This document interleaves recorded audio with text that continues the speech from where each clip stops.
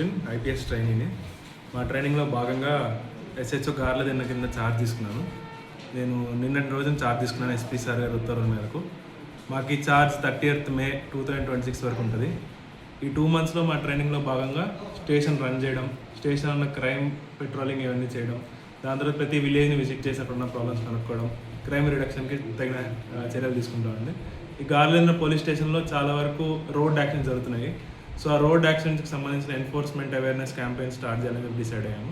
దాంట్లో భాగంగా auto drivers, bikes వీళ్ళందరితో ఒకసారి అవేర్నెస్ క్యాంప్ రన్ చేసి దాని తర్వాత స్ట్రిక్ట్ ఎన్ఫోర్స్మెంట్ చేయడం జరుగుతుంది. గార్లదిన్న ఓవరాల్ చాలా పీస్ఫుల్ పోలీస్ స్టేషన్. ఇప్పుడు దగ్గర పెద్ద గొడవలు ఏం లేవు. మోస్ట్లీ ట్రాఫిక్ రిలేటెడ్ ఇష్యూస్ ఉన్నాయి, ఎందుకంటే నేషనల్ హైవే మా లిమిట్స్ మధ్యలో నుంచి వెళ్తుంది. దానికి సంబంధించిన చర్యలు తీసుకుంటాం.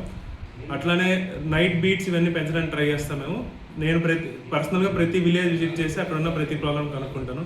మీకు కూడా ఎటువంటి ప్రాబ్లం ఉన్నా కానీ డైల్ 100కి కాల్ చేయండి. ఒకవేళ రెస్పాండ్ అవ్వకపోతే ఎస్ఐ గార్లదిన్న నెంబర్కి కాల్ చేయండి. Any time available, take care calls. నా నేటివ్ వచ్చి గుంటూరు. నా ఎడ్యుకేషన్ బ్యాక్గ్రౌండ్ వచ్చి బీటెక్ ఏరోస్పేస్ ఇంజనీరింగ్ చేశాను. ఐపీఎస్ అవ్వక ముందర ఇండియన్ రెవెన్యూ సర్వీస్ ఇన్కమ్ ట్యాక్స్లో 2022 బ్యాచ్లో జాయిన్ అయ్యాను. అక్కడ ట్రైనింగ్ తీసుకున్నాను. దాని తర్వాత ఐపీఎస్లో జాయిన్ అయ్యాను.